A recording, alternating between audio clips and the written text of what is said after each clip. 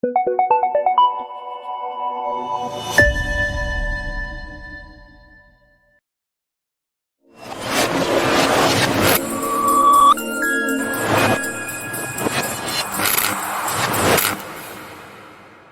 heureux de vous retrouver dans le cadre de la tribune de leader. Aujourd'hui, mesdames, messieurs, nous avons choisi un thème très intéressant. Vous allez bien sûr comprendre que nous avons sur ce plateau notre invité permanent. Il s'agit de Bishop Ejiba Yamapia. Avec lui, aujourd'hui, nous allons parler de l'emprise de la sorcellerie dans la vie des gens, dans la vie des familles, ainsi de suite. Et voilà pourquoi nous avons pu inviter l'homme de Dieu sur ce plateau pour pouvoir non seulement vous aider, mais aussi vous donner de plus amples renseignements sur cet aspect des choses. Mais bien avant que nous puissions rentrer dans le vif des questions et réponses, nous donnons à l'homme de Dieu l'occasion de dire ne serait-ce qu'un bonjour à tous ceux qui nous suivent en ce moment. De partout où vous vous trouvez, tous les abonnés de MS TV, nous vous disons bonjour et bon début de semaine. Que la grâce, la miséricorde et la bienveillance de l'Éternel soient le partage de chacun par le nom puissant et précieux de Jésus-Christ. Merci beaucoup, Bishop. Comme je l'ai annoncé, nous allons essayer un peu de nous entretenir autour d'un phénomène, la sorcellerie. Pouvez-vous aujourd'hui affirmer que beaucoup de nos frères et sœurs, beaucoup de gens vivent aujourd'hui sous l'emprise de la sorcellerie, et bien sûr sans pour autant le savoir? Oui, il y a plusieurs personnes qui vivent dans cette situation-là, mais par une abstraction, distraction ou peut-être un doute injustifié, et ils ne savent pas que le doute même peut être le fait des sorciers qui aiment bien opérer dans les ténèbres. Le diable, qui est le chef des ténèbres, aime que les gens nient qu'il n'existe pas, et à ce moment-là, il travaille calmement. Voilà. Et là, nous allons directement peut-être ouvrir une parenthèse pour certaines thèses qui disent que la sorcellerie, c'est abstrait, ce n'est pas un concept réel. Je ne sais pas si vous aussi, en tant que leader chrétien, et aussi bien à travers l'expérience que vous avez à glaner au travers des décennies que vous avez mis dans l'œuvre de Dieu, pouvez-vous affirmer aujourd'hui que la sorcellerie ne serait pas une réalité ou une réalité? La sorcellerie est une réalité non seulement en Afrique, mais dans le monde entier. Je dis dans le monde entier parce que quand nous prenons en Asie, il y a des personnes que l'on dit qu'elles étaient sorcières ou elles sont sorcières. Je me rappelle un jour, en océan Indien, j'étais à l'île Maurice, j'arrive, et puis il y a eu des voisins qui se sont chamaillés, et l'autre a dit, bon, je verrai si votre fils aîné sortira de la maison demain. Voilà. Et puis à l'issue, le matin, le pied du fils aîné était enflé de manière qu'il a même n'a pas pu sortir pour aller au cours. Voilà. Comme conséquence, ça veut dire que cet homme a jeté un sort sur l'enfant parce qu'il avait cité nommément. Voilà. Et je vais te donner un deuxième exemple. Je connais au village les gens qui sont certains même membres de ma famille. Il y a eu dans leur association, donc les gens associés au village, ils se sont distribués une viande. Et puis un qui pensait que lui avait droit à un morceau supérieur à l'autre. Voilà. Et il a dit, ah bon, c'est tout ce que vous me donnez? Et puis les autres ont dit oui. Et l'autre là, on dit non, c'est pour le papa tel. Et le monsieur qui n'était pas content du morceau que lui avait reçu, il a dit seulement à ces gens-là, ok, allez manger, nous verrons si ça terminera dans les casseroles. Voilà. Et c'est toute la parole que ce monsieur a prononcée. Oui. celui à qui on avait attribué les grands morceaux arrive, ils les ont préparés, et puis ils commencent à manger le soir. La fille aînée de celui qui avait reçu les grands morceaux, bon, ils se mettent autour de la table, ils mangent, et l'autre qui dit, oh, je sens comme le vomissement. L'enfant, c'était une fille âgée déjà de près de 18 ans, commence à vomir. Après le vomissement, ça ne tenait plus et on essaye de maîtriser, on essaye de transporter pour amener à l'hôpital, c'était tard. Et puis la fille a rendu l'âme. Voilà. Et comme l'autre avait dit, manger si cela terminera dans la casserole, effectivement, la viande n'était pas terminée dans la casserole. Ces gens endeuillés ne pouvaient plus continuer à manger, voilà. Et ils ont tout abandonné. Voilà. Et tout le village a reconnu qu'effectivement, ça, c'est une situation qui était due à la parole de ces messieurs-là. Voilà. Et il n'y a pas que ça.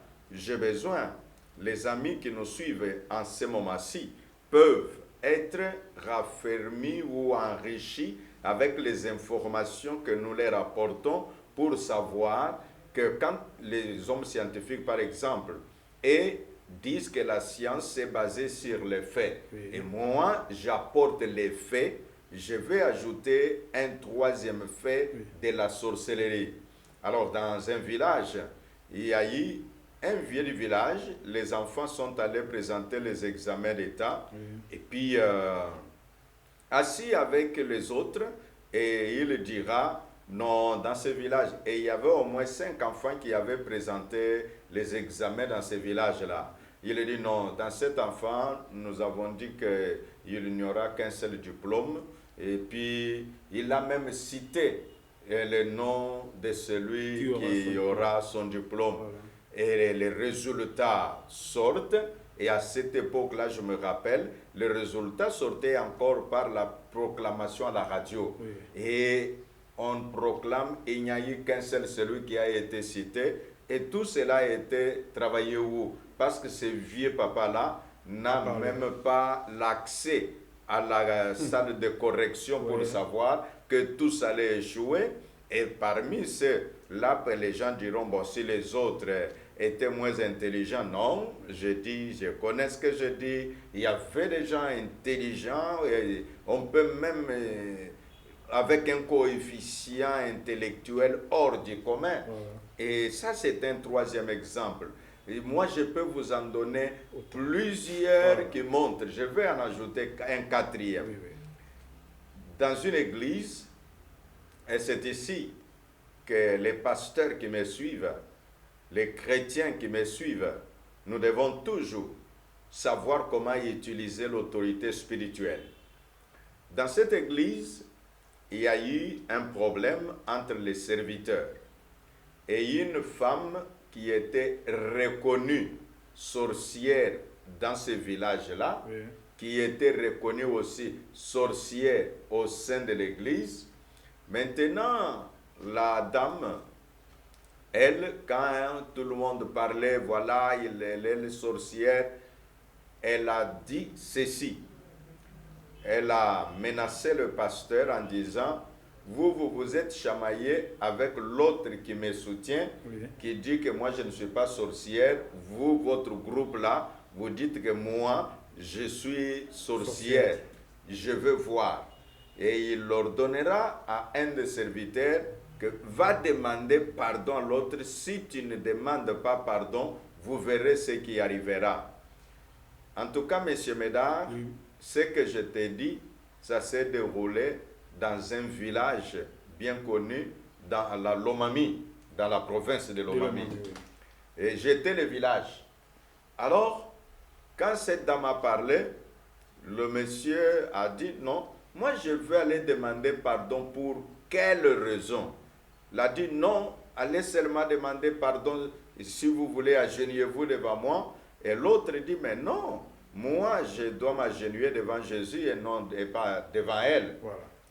2 semaines après, un vent a soufflé, je te dis, on ne sait pas d'où le vent venait, et ça a pris les tôles de cette église-là. Oui. L'histoire que l'on me raconte, parce que c'est en ce moment, ce n'est pas une histoire d'avant indépendance pour que celui qui suit dise, bon, l'évêque raconte les choses qu'on lui avait racontées quand il était enfant. Non, ce que je dis là, ça s'est déroulé il y a 4 ans. Alors, c'est la dame qui a vociféré et a dit, je verrai ce que sera le temple. Voilà. C'était sa parole. Et ce vent qui a soufflé a froissé les tôles comme du papier. Pas que le vent a levé les tôles pour les jeter loin. Non, comme du papier. Donc, qui veut dire pas même moyen de récupérer une seule tôle de ce temple-là. La deuxième chose, après le vent, subviendra la pluie qui a enlevé brique sur brique et le temple restait comme s'il n'y avait que le pavement. Quand ces affaires se sont déroulées, la sorcière a dit ceci. Voilà. Je leur avais dit que s'ils ne viennent pas demander pardon, ils verront et ils ont compris. Alors je vais dire quoi à celui qui nous suit en ce moment? Tous les faits que je viens de te raconter, j'en ai plusieurs. Pendant mes 40 ans de ministère, parce que ça fait 40 ans que je prêche la parole de Dieu. Voilà. Alors, je peux vous donner des confessions des gens qui ont avoué d'eux-mêmes que voilà, telle situation, c'est nous qui avions travaillé cela dans le monde sorcellerique. Voilà. Du reste, si nous allons par rapport à la logique, on dit que tout ce qui a un nom existe. Et donc, parce que la sorcellerie a un nom, ça signifie que la sorcellerie existe réellement. Et de ceux qui nous suivent, je même rappelé la visite du pape en Angola. Oui. Il a dit que si l'Afrique doit se développer, on doit traiter la question aussi de la sorcellerie. Parce que à cause de la croyance à la sorcellerie, il y a des gens qui ne peuvent pas travailler à leur maximum potentiel parce qu'ils ont peur d'être envoûtés par celui qui se croit être le plus fort. Merci Bishop pour tous ces amples exemples qui ont démontré à suffisance que la sorcellerie n'est pas un mythe, mais plutôt une réalité. Vous l'avez démontré. Et aussi bien, nous profitons de vos 4 décennies dans l'Évangile. Moi, personnellement, j'en suis témoin, j'en suis bénéficiaire de votre carrière en tant qu'homme de Dieu. Nous affirmons que tous ces exemples démontrent à suffisance que la sorcellerie est une réalité. Mais nous voulons avoir une idée, Bishop, sur le fait qu'une personne qui évolue, qui ne sait pas qu'il vit sous l'emprise de la sorcellerie, quels sont des éléments matériels aujourd'hui qui peuvent réveiller la conscience, la mémoire d'une personne pour essayer un peu de comprendre qu'il est déjà sous l'emprise de la sorcellerie. Quelques éléments. Les sorciers opèrent beaucoup dans le monde que nous appelons le monde d'inconscience. Voilà. Le monde d'inconscience, pour parler le langage de tout le monde, exemple le monde des rêves. C'est là qu'ils travaillent beaucoup. Je donne quelques exemples. Nous ne disons pas que tous ceux qui rêvent en train de manger sont des sorciers ou bien sont envoûtés par les sorciers. Mais nous disons que si régulièrement tu te vois toujours invité dans des fêtes et que parfois dans ces fêtes-là, des personnes que tu trouves toujours des personnes inconnues, des personnes dont les visages sont toujours bizarres à ne pas savoir d'où elles viennent. Oui, c'est parce que tu n'as pas encore franchi certaines étapes, c'est pourquoi tu n'as pas la possibilité de voir clairement. Ça, c'est une chose. Comment quelqu'un peut savoir que je suis victime des actes ou d'envoûtement sorcellérique? Voilà. Un exemple. Tu dors, tu es un homme, tu rêves que ta tante vient comme pour faire des rapports sexuels avec toi. Ne te pose pas de questions du genre « Oh, cette tante, comment je l'ai rêvée ?» Non, c'est que la tante là, il n'y a que deux possibilités. La première, où elle-même est sorcière et que une façon de jeter les mauvais sorts sur toi. Et je veux même t'aider à comprendre que si tu te rappelles, chaque fois que tu vois ce genre de rêve, même celui qui t'avait promis quelque chose, en tout cas, tout devient inutile. La deuxième possibilité dans ce rêve, ou bien la tante est amie d'une sorcière, mais elle n'est pas sorcière, mais elle est amie d'une sorcière. Il n'est pas dit que tous les amis des sorciers sont des sorciers. Non, tu peux être ami de quelqu'un sans que toi tu te rendes compte que lui est sorcier. Oui. Alors tu te diras, mais comment cela fera que son ami puisse avoir une influence sur moi? C'est comme nous disons que quand les deux amis restent ensemble, ils se racontent des histoires. Oui. Peut-être ta tante, quand elle est avec son amie sorcière, toutes les causeries tournent autour de toi. Et l'ami de la tante, qui entendant soit tes exploits, soit ta situation, ou la tante qui se plaint auprès de ses amis, celui-là c'est l'enfant de ma soeur, de mon frère, de mon cousin, mais il ne me vient jamais en aide. Et la personne qui est sorcière peut utiliser ces paroles. Et parce qu'elle n'est pas membre de ta famille, parce que c'est qui ensorcelle les autres, ça travaille d'abord par le lien de sang.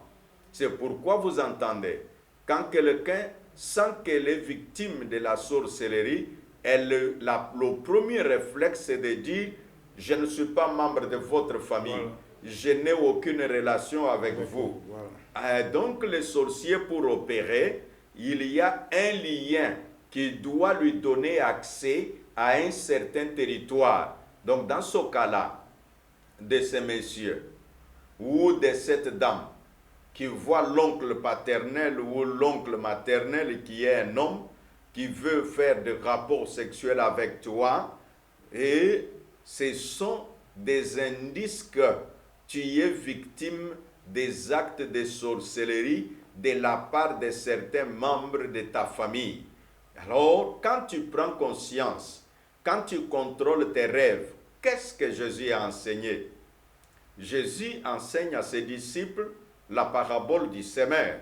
Et il leur dit qu'un semeur sortit et puis il a semé dans son champ, mais la nuit pendant qu'il dormait, un autre vient et la Bible dit, son ennemi a semé de la mauvaise semence. Voilà. C'est ainsi nous disons que les sorciers appartenant au monde des ténèbres, ils travaillent beaucoup dans les moments de l'inconscience, par le canal de l'inconscience. Quand les gens dorment, quand les gens font des rêves, ils ne contrôlent pas ce qu'ils rêvent. C'est pourquoi les chrétiens, on donne toujours les informations en disant qu'il est nécessaire que les chrétiens ne dorment pas sans prier convenablement. Ces prières que nous appelons prières en bref, à du genre, Seigneur, tu connais bien, avant que je ne dorme, toi tu connais tout, au nom de Jésus, protège-moi, Amen. Non, prends du temps de faire une prière sérieuse, une prière à laquelle est attachée ta volonté et ta conscience, et cette prière pourra affecter le monde spirituel dans le sens positif que les anges entrent en travail pour faire la mission auprès de toi. Du côté négatif, ça fera que les sorciers, les anges des démons, les esprits impurs qui sillonnent, qui travaillent pour la destruction des uns et des autres, puissent ne pas avoir de l'influence et de l'accès à ton territoire. Merci beaucoup, Bishop, pour toutes ces amples explications. Mais vous avez soulevé un élément très important, comme l'on sait bien le dire à Kinshasa. Bunduki à Kinshasa et Bima, la famille, s'est partagé. Merci parce que vous avez démontré comment est-ce que ces liens peuvent se transférer d'une famille, d'un clan ou d'une tribu à une autre. Mais il y a une autre question qui vient de nos téléspectateurs qui disent que si aujourd'hui vous vous reliez à un homme qui est sorcier, cela pourra aussi avoir des impacts négatifs sur votre vie ou vous pouvez mener votre vie d'une bonne manière, bien que vous soyez peut-être en relation avec un sorcier ou une sorcière, par exemple un homme qui va se marier avec une sorcière ou il prend un sorcier qui s'associe dans les affaires, cela pourra peut-être avoir aussi des effets chez l'autre. Oui, je confirme que cela aura des effets. C'est ainsi Dieu. Quand il parlait aux Israélites, oui, il disait: malheur à ceux qui vont faire des alliances en Égypte sans consulter l'Éternel. Oui. C'est pourquoi les chrétiens, vous voulez entrer dans une affaire, sache avec qui tu vas t'associer. Voilà. Peut-être tu diras, bon, il y a même les chrétiens entre eux qui se trompent, qui se volent. Oui, oui, ça c'est le cœur de l'homme. Mais si Dieu te dit que cet homme ou cette femme avec laquelle tu veux entrer en affaire, en alliance, est une sorcière. Je connais un jeune homme, il vient, il dit, bon, cette femme-là a confessé, c'était une fille, a confessé la sorcellerie, et moi, je vais la prendre en mariage, elle est jolie et tout ça. Le monsieur s'est confié à moi. Moi, je lui ai dit ouvertement que non, non, en tout cas, si Dieu ne te l'a pas dit, ne le fais pas. Oh non, l'onction du Saint-Esprit en moi, est-ce que ça ne va pas étouffer la sorcellerie? Voilà. Moi, je lui ai dit, en tout cas, si tu demandes mon conseil, parce que je suis ton père spirituel, je t'interdis. Mais le monsieur a trouvé que moi, j'ai déraisonné. Il est allé se lier à la femme sorcière, mais la conséquence, le divorce a eu lieu. Il y a eu des choses bizarres et que je ne sais pas étaler pour que l'on dise « Ah, il s'agit d'un tel ou un autre. » Voilà pourquoi nous disons que si un homme est sorcier, en tout cas, je ne vois pas pourquoi la sœur va se lier par le lien de mariage à un monsieur que lui sait qu'il est sorcier. Tu auras des problèmes. Tu auras des problèmes. Ça ne me te dira, mais ceux qui ont un bongo na ye, au monikaka, vinanga e kobonga. Mais ndoki ataza na mbongo, ki ndoki ezali makambo ya molimo. Donc, oko hypothéquer ceux qui ozaki mundimi yanguya, ki mundimi na ye kokweya, tu vas te retrouver affaibli et tu n'auras même plus la force de prier. Et avec conséquence, pourquoi tu n'auras pas la force de prier? C'est pour que l'autre ait la possibilité de bien travailler sur toi. Et tu vas te retrouver que même à l'œuvre de Dieu, il ne te permettra pas d'être très engagé. Parce qu'il sait que si tu es très engagé, la lumière de l'évangile, la lumière de l'esprit va étouffer son travail. Ouais. C'est pourquoi nous disons qu'effectivement, alors je sais, ceux qui nous suivent, parce que nous sommes dans la tribune de leaders, ils diront, alors, ceux qui sont déjà mariés, que vont-ils faire? Ils doivent divorcer? Non, moi je n'enseigne pas le divorce, j'enseigne la délivrance. En disant, si vous vous retrouvez dans ce cas-là, voilà pourquoi MSTV est venu chez vous. Voilà. Vous pouvez nous contacter, vous pouvez contacter votre pasteur et l'Éternel Dieu permettra que la puissance sorcellerie soit dominée par la puissance divine. Mais quand vous gardez cela étouffé en disant, ce serait grave que je dise que ma femme est sorcière, ça va être compliqué. Oui, oui, et il te mangera très bien. Voilà. Merci beaucoup. Là, vous avez dévancé un élément très important, Bishop. On voulait peut-être savoir si l'emprise sorcellérique dans la vie d'une personne est une fatalité, ou il y a un issue pour pouvoir sortir une personne qui est prise, n'est-ce pas, dans cette situation. Nous confirmons que Jésus-Christ n'a pas changé. Il a la puissance. Lui qui a délivré le fou de Gadara a la puissance de délivrer l'homme ou la femme de la puissance de sorcellerie. J'ai plusieurs témoignages de personnes qui avaient avoué avoir été dans la sorcellerie et après une confession et repentance totale, et ces gens ont connu la délivrance. Mais j'ai aussi des exemples de personnes qui ne voulaient jamais de la délivrance, mais qui parlaient, oui, balé sekinga kindoki, et puis, mais pour dire tout ce qui peut contribuer à la lumière pour que la délivrance soit totale, et la délivrance de ce genre de personnes traîne, et parfois ils font faire aux hommes de Dieu un travail inutile. Nous disons, oui, Jésus-Christ est capable de délivrer une sorcière ou un sorcier. Effectivement, Bishop, vous êtes leader d'une grande communauté, vous êtes à la tête d'une très grande église. Au niveau de l'église, ne pensez-vous peut-être avoir des programmes ou des rites à même, n'est-ce pas, à aider les gens qui sont sous cette situation, sous l'emprise de la sorcellerie, ou c'est à travers des émissions seulement, ou au besoin, au niveau de l'église, il y a un programme spécifique pour pouvoir aider les familles, les personnes qui vivent sous l'emprise de la sorcellerie? Oui, nous avons des programmes, nous sommes au début de l'année. Oui. À l'église pentecôtiste des secouristes, nous avons un programme qui commence déjà au 31 janvier jusqu'au 6 février. Oui. Les prières sont organisées et le thème de la malédiction à la bénédiction. Wow. Parce que les sorciers sont des champions à jeter les sorts sur les autres, et c'est de cette façon qu'ils opèrent. Et puis, non seulement que nous avons ce programme pour notre église, oui, nous avons également un programme spécial pour les leaders.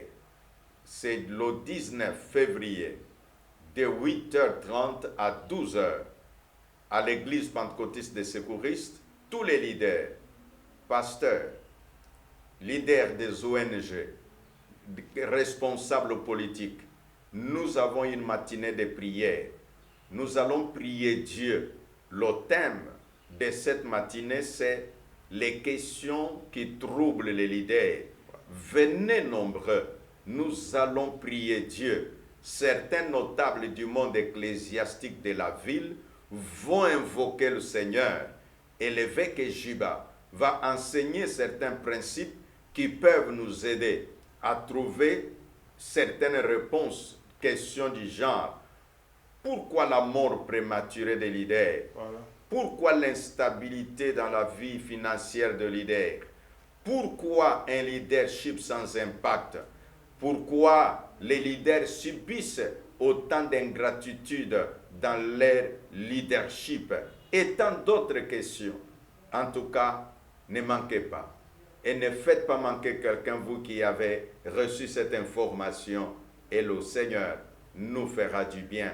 Nous allons exploiter des éléments spirituels et des éléments scientifiques et en établir des principes clairs qui peuvent aider un leader à savoir comment il peut vivre longtemps. Comme la Bible dit, tu mourras rassasié de jours. Comment avoir un leadership avec impact. Comment est-ce qu'on peut stabiliser ses finances. Et nous dirons autant de choses qui vont être utiles et des choses aussi prouvées sur les faits et dans la pratique.